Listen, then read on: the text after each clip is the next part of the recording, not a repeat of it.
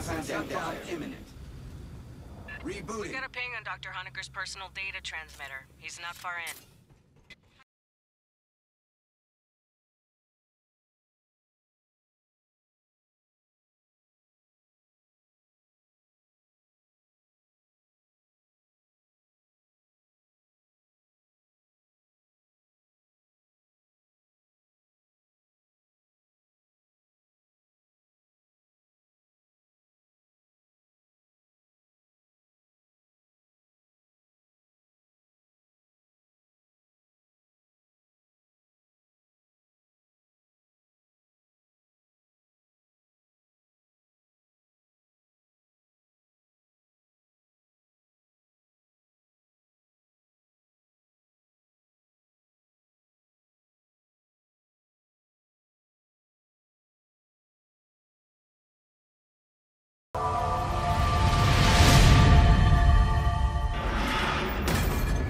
Greetings Marines, FiOth here again, and tonight after popular demand I'm bringing you my very first day one Phalanx build, since I grinded my ass off today all day during the stream.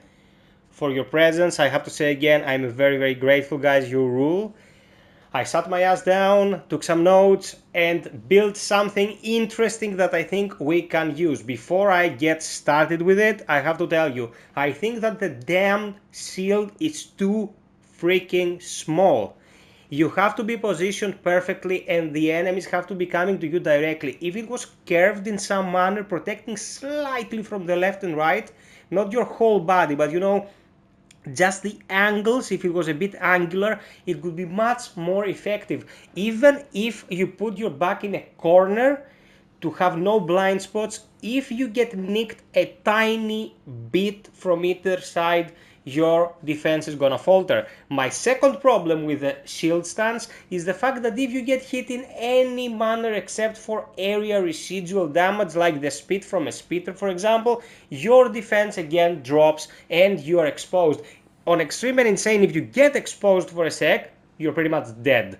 So I think we should make those two facts heard, so the devs will take action, because the Phalanx has a lot going for it as the classes go, but it takes a bit of tweaking. Without further ado, let's get on with the class. For this class, actually, I have a very important suggestion to make, and that is to use the Type 99 Incinerator. Why is that a good idea? Well, as the Phalanx, and in order to help your allies benefit from your buffs to their defense and damage resistance, you have to be standing at the front, in front of the other people, so you cannot burn them. That's pretty much excellent and gives new utility to the Type 99 Incinerator. Let's get to the build itself. So we're building mostly for slide utility on our shield up and max recharge speed on our shock pulse with a couple of added perks. I'm also throwing in here Surgeon's Hands. I hope it's fixed and working properly, because it's one of the best universals and it was impossible to use up to this point. So starting from the right, we have Shock Pulse. Immediately stuns nearby enemies and causes enemies that melee you to be dazed. Affected enemies also take damage over time. Ability recharge speed, as you can see, is plus 53%. Aftershock. Aftershock is the perk that you loot from a chest with your Demolisher. With your Phalanx. If you've looted this before the Phalanx came out, for me, I looted it with my Recon during Extreme. I didn't know what it was, and lo and behold, it was already available when Phalanx came out. It was the Phalanx lootable perk. Shock Pulse leaves behind an electric field for 10 seconds, slowing any enemies that make contact with it. So I'm gonna show you how it functions. You deal the initial pulse and then you leave this static field for 10 seconds. After your initial pulse has run its course, then your cooldown starts, but your cooldown will start even if that pulse on the ground is still going, so it's not a detriment. Okay, Aftershock has to go into the build no matter what. Shell Shock. Shock Pulse also causes affected enemies to take an additional 10% damage for 4 seconds, which means that after you shock them, a demo or a gunner can rip them to shreds with grenades or rockets. Batteries included, increases the recharge speed of an ability by 20%. This unlocks throughout the Phalanx tree. Rapid deployment increases the recharge speed of an ability by 20%. If I am not mistaken, this is... oh, it's a gunner perk. Rapid deployment, you can see it here. So you have to get your gunner to rank 2 to get his universal, and then the universal can be added to the grid here. Left from that we have quick charge 2. The rank 2 universals can be gained easily from Horde. Left from that, resilience, universal perk, grants you 20% stun resistance, 10% ADS movement speed and 10% shield move speed. So this unlocks throughout the gunner's tree and has an intricacy to it. If you shield up, you retain better movement speed. If you aid ADS, you retain some of the speed that you would have normally whilst not ADSing. So you have two buffs, they don't stack 100% on top of each other, but having them added gives you decent speed even when you are ADSing.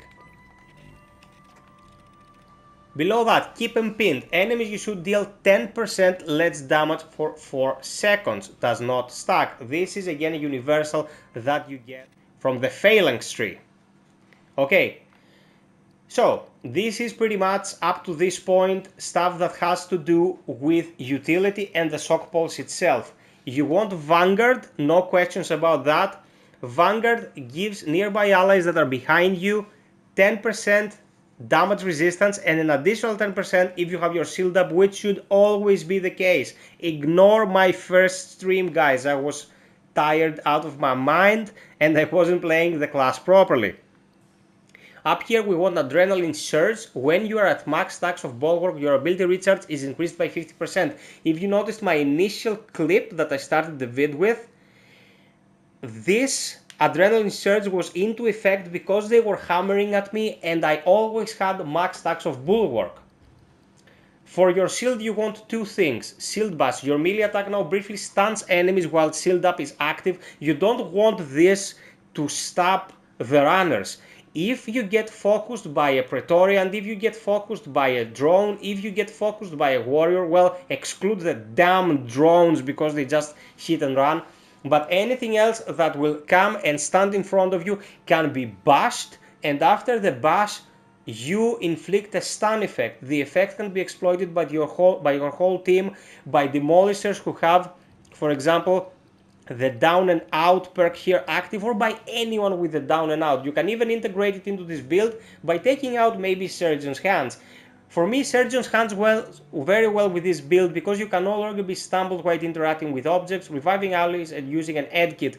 Since your whole purpose for it is to be the frontliner, like the shock trooper of the team, this ties pretty well into that because you probably are going to be the last person that gets hurt during an engagement if you play your cards right. Being the last person that gets hurt means that you probably are going to be the last one standing when things go to shit. Last but not least, the best defense. While shield up is active, your melee damage dealt is increased by 100%. This doesn't matter on hard difficulty settings, and the movement speed penalty is reduced by 25%. So what we actually get out of this is that we're not suffering so much for having shield up active. Without this, shield up makes you move like a tortoise, and we don't want that. Even if your deal is to just go and put your back against the wall to make a final stand, you want to at least be able to move without lowering the shield. The shield will be lowered if you roll, the shield will be lowered if you run, the shield will be lowered if you get hit, but pulling it back out will take a second that you might not have. Better move with the shield as is. So this is my very first Phalanx build, guys. I hope you found it useful. I really tried to get it out as soon as possible since people are having difficulties understanding how this thing is meant to be played. My initial clip is a good example. It seems like a tall order because the shield is so small, but if to your left and to your right you have people hammering the enemies trying to flank you, you can just keep those pesky hard kills in front of you and help your team maintain formation. Without formation, Phalanx is useless, guys, and it is not intended to solo stuff. I'm telling you now, if you think that the class is bad because it cannot solo content, well, you're gravely mistaken. It's not its role, it's strictly support, and that is why you cannot even increase the damage or the duration of your shock pulse. You cannot. It is as is and is intentionally so. Low damage, standard duration to be cast when needed. Also note, you do not need to expose yourself out of your shield stance in order to cast it. The Phalanx will cast whilst covered by the shield, and that gives you a great tactical and strategic advantage when trying to position yourself perfectly. Hope you found this useful. I'm covering everything in Fireteam Elite, making at least 2 modding guides per day. In addition to the rest of the content, we'll be streaming with a very specific schedule real soon. So sub, like, and share for more content. Until next time, be well, stay frosty, and always strive for perfection. Cheers!